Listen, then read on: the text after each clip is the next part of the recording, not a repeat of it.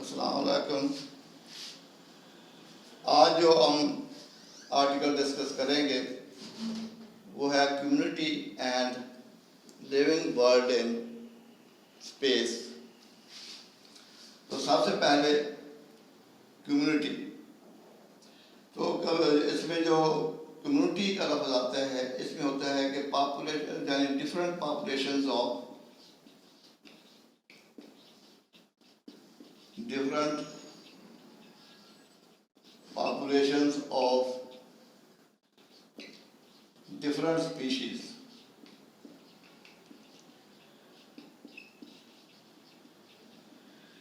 तो अगर different species की पॉपुलेशंस हैं तो उसको कम्युनिटी कहा जाता है,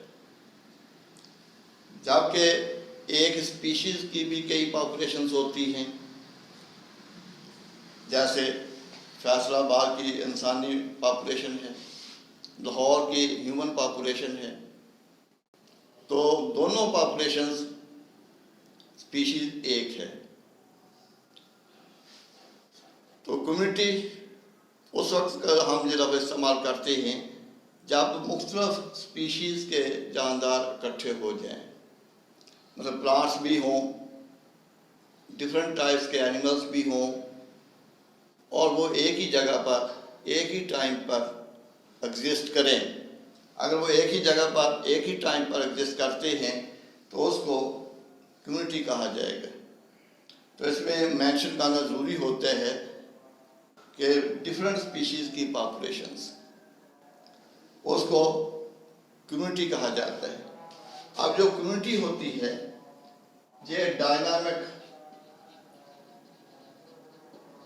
collection, dynamic collection of populations of different species,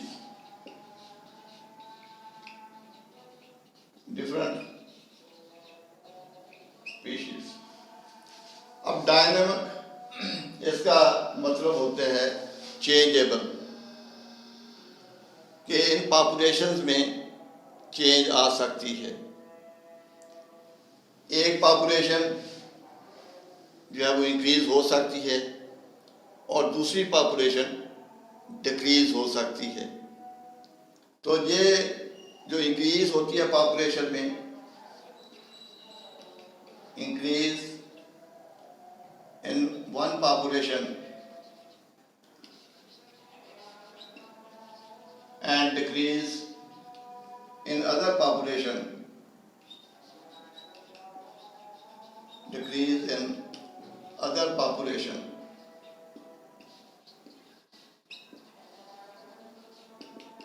एक पॉपुलेशन इंक्रीज कर जाती है, दूसरी पॉपुलेशन डिक्रीज हो जाती है।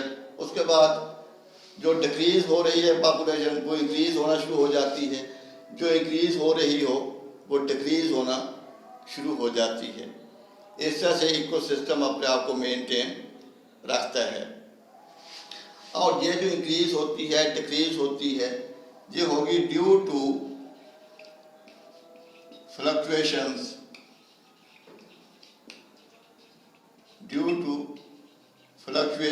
इन बायोटिक फैक्टर्स।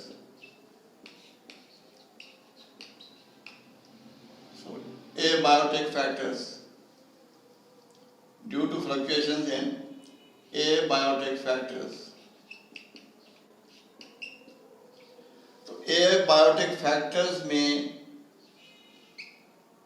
फ्लक्चुएशंस आती हैं, उतार चढ़ाव आता है, जिसकी वजह से एक पॉपुलेशन इंक्रीज कर जाएगी, दूसरी डिक्रीज कर जाएगी। जैसे टेम्परेचर है कि अगर वो इंक्रीज कर जाता है तो एक स्पीशीज जो है उसको टॉलरेट कर सकती है, दूसरी उसको टॉलरेट नहीं कर सकती। ह्यूमिडिटी है, एक टॉलरेट कर सकती है, दूसरी टॉलरेट नहीं कर सकती। तो जिसके नतीजे के तौर पर एक पॉपुलेशन इंक्रीज कर जाएगी, दूसरी जो है वो डिक्रीज हो जाएगी। अब एक होता है कि जिसको हम कहते हैं सिंपल कम्युनिटी, सिंपल कम्युनिटी। और जो सिंपल कम्युनिटी होती है वो स्मॉल कम्युनिटी होगी और जिसमें पॉपुलेशंस ऑफ डिफरेंट स्पीशीज उनकी तादाद कम होगी। जबकि एक होती है उसको हम कहते हैं complex community. Complex community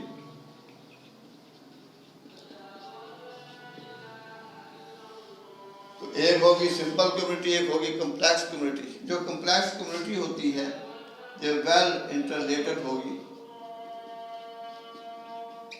interrelated होगी, क्योंकि इसमें पॉपुलेशंस इंडिविजुअल्स की तादाद ज़्यादा होती है, बायोडाइवर्सिटी ज़्यादा होगी, इसलिए जो कॉम्प्लेक्स कम्युनिटी है वो वेल इंटरलेटेड होगी।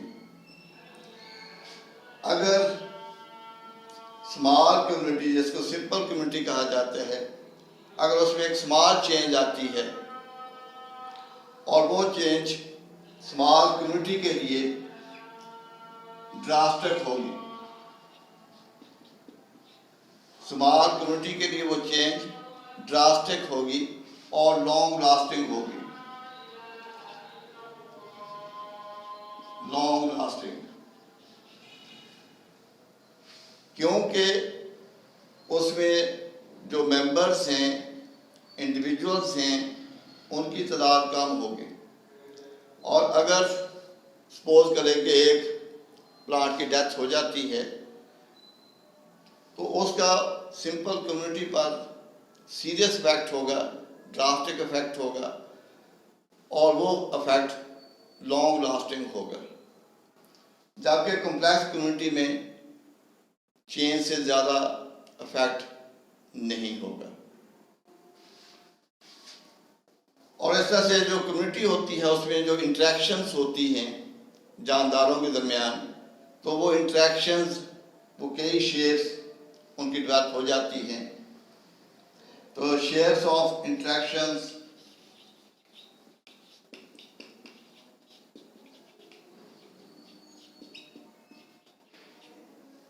तो इसमें जो वो जब एक को कहा जाता है प्रीडेशन, एक है उसको पैरासिटिज्म कहा जाता है। प्रीडेशन, पैरासिटिज्म, और एक होता है उसको कहते हैं कोमेंसलिज्म। कोमेंसलिज्म और एक उसको हम कहते हैं म्यूचुअलिज्म। म्यूचुअलिज्म और एक उसको कंपटीशन कहा जाता है। कंपटीशन। अब प्रीडेशन ये प्रे एंड प्रीडेटर रिलेशनशिप होगी। प्रीडेटर शिकार करने वाला, प्रे जो शिकार हो जाए, तो इनके दरमियान जो इंटरेक्शन होगी उसको प्रीडेशन कहा जाता है। जबकि पैरासिटिज्म, इसमें एक पैरासाइट होगा और एक होस्ट होगा। तो ये होस्ट और पैरासाइट के दरमियान रिलेशन उसको पैरासिटिज्म कहा जाएगा। अब इसमें एक आ जाता है कोमेंसलिज्म और एक है उसको हम कहते हैं म्यूचुअलिज्म। अब दोनों ये सिम्बियोसिस की टाइप हैं। सिम्बियोसिस, तो सिम्बियोसिस की टाइप है दोनों। सिम्बियोसिस एक ऐसी रिलेशनशिप होगी दो इंडिविजुअल्स के दरमियान, और उन इंडिविजुअल्स का ताल्लुक डिफरेंट स्पीशीज़ के साथ होगा। ये ज़रूरी होता है कि डिफरेंट स्पीशीज़ के इंडिविजुअल्स के दरमियान एक ऐसा रिलेशनशिप जिसमें बोथ गेट बेनिफिट, दोनों का फ़ायदा होगा, या एक का फ़ायदा होगा, एक को फ़ायदा हासिल होगा, जबकि दूसरे को ना फ़ायदा होगा ना नुकसान होगा। अब जिसमें दोनों का एडवांटेज होगा, दोनों बेनिफिट हासिल करेंगे, तो उसको कहते हैं म्यूचुअलिज्म। और जिसमें एक बेनिफिट गेन करता है, सॉरी, वो ना उसको बेनिफिट होता है और ना उसको नुकसान होगा। यानी एक को बेनिफिट होगा, दूसरे को ना नुकसान होगा ना उसका फ़ायदा होगा, उसको कहते हैं कमेंसरिज्म। तो ये भी डिफरेंट स्पीशीज़ के इंडिविजुअल्स के दरमियान रिलेशनशिप या इंटरेक्शन होता है कि जिसमें एक बेनिफिट हासिल करता है जबकि दूसरे को ना बेनिफिट मिलेगा और ना उसको नुकसान होगा। जबकि म्यूचुअलिज्म में दोनों को एडवांटेज हासिल होगा, दोनों को फ़ायदा होगा। उसके बाद कंपटीशन। अब ये भी इंटरेक्शन की एक शेप है और ये उस वक्त डेवलप होती है कि जब इंडिविजुअल्स का सोर्स ऑफ फूड सेम हो और उनका हैबिटेट सेम हो, एक ही जगह पर मौजूद हो, उनकी रिक्वायरमेंट सेम हो, लेकिन उनका ताल्लुक मुख्तलिफ स्पीशीज़ के साथ हो, तो उसके बाद फिर क्या होता है कि उसमें कंपटीशन होगी, कंपटीशन डेवलप होगा। तो बाज़ का ये एक ही स्पीशीज़ के अंदर भी कंपटीशन होता है, तो उसको कंपटीशन का नाम दिया जाता है।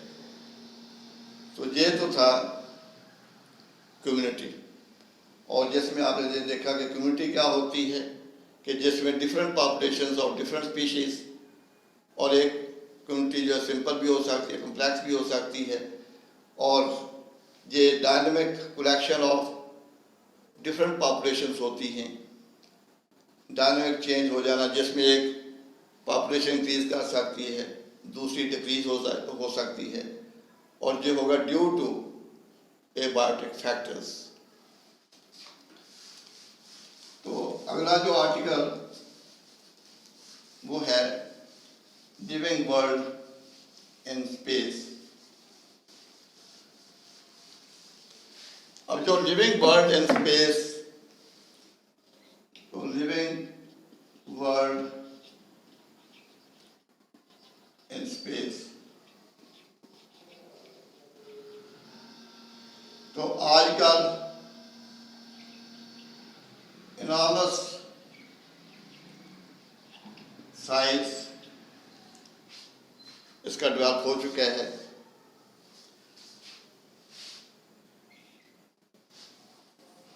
तो इनॉर्मस साइंस, क्योंकि जब से लिविंग थिंग्स जमीन पर वजूद में आई हैं, अर्थ प्लैनेट, उस पर ज़िंदगी का आगाज़ हुआ है, ओरिजिन हुआ है, उस वक्त से इनमें रिप्रोडक्शन हो रही है, ये रिप्रोड्यूस कर रहे हैं, रिप्रोड्यूसिंग एंड इवॉल्विंग।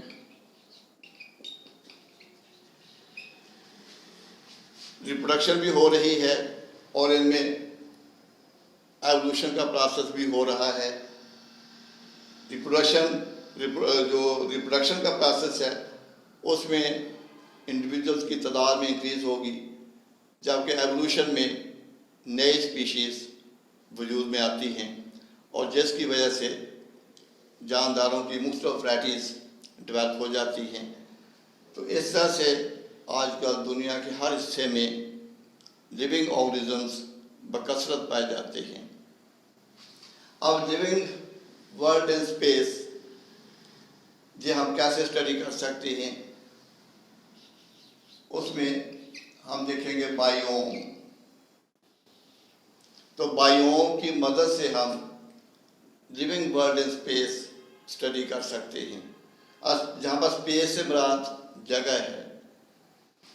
तो बायोम ये एक लार्ज रीजनल कम्युनिटी होगी, लार्ज रीजनल कम्युनिटी, और ये प्राइमरी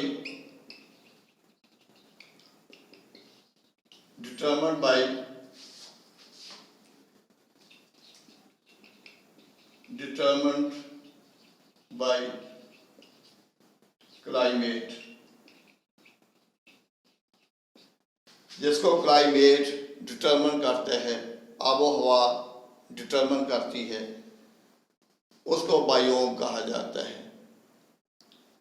अब जो बायोम, अब उसमें जो मेजर प्लांट्स होंगे, डोमिनेंट प्लांट होंगे, वो डिटरमिन करेंगे कि वहाँ पर दूसरे जानदार कौन कौन से हो सकते हैं। यानी ये डिटरमिन करेगा बायोम, कि बायोम में जो डोमिनेंट प्लांट्स होते हैं या डोमिनेंट जो ऑर्गेनिजम्स होते हैं, वो डिटरमिन करते हैं कि वहाँ पर दूसरे कौन से जानदार वहाँ पर एग्जिस्ट कर सकते हैं। अब बायोम्स मसलन डेजर्ट, अब बायोम्स के नेम्स वो कैसे हम रखते हैं, तो उसके उस जगह या उस हैबिटेट की जो फीचर्स होते हैं, खूबियाँ होती हैं, या वहाँ पर जो डोमिनेंट प्लांट्स होते हैं, उनकी बुनियाद पर उनका नाम जो है रखा जाता है। कि मसलन अगर हम देखते हैं कि एक ऐसी जगह जो कि डेजर्ट है, तो वहाँ पर वो प्लांट, वो जानदार मौजूद होंगे जो कि वहाँ पर एग्जिस्ट कर सकते हैं, इसलिए उसका नाम रखा जाता है डेजर्ट इकोसिस्टम। उसको डेजर्ट इकोसिस्टम कहा जाता है। या हम ये कहते हैं रेन फॉरेस्ट। अब रेन फॉरेस्ट इसलिए कहा जाएगा कि जिस जगह बारिश ज़्यादा होती हो उसको रेन फॉरेस्ट का नाम दिया जाएगा। जैसे ग्रास लैंड इकोसिस्टम। अब ग्रास लैंड इकोसिस्टम इसलिए कहा जाता है कि वहाँ पर ग्रास ज़्यादा होती है, ग्रास डोमिनेंट होगी, इसलिए उसका नाम ग्रास लैंड इकोसिस्टम रखा जाता है। तो इसके साथ ही आज का ये आर्टिकल ख़त्म होता है। तो अगला जो आर्टिकल कल होगा वो लिविंग वर्ल्ड एंड टाइम वो होगा, लिविंग वर्ल्ड एंड टाइम। अगला जो लेक्चर है वो लिविंग वर्ल्ड एंड टाइम होगा इंशाअल्लाह कल।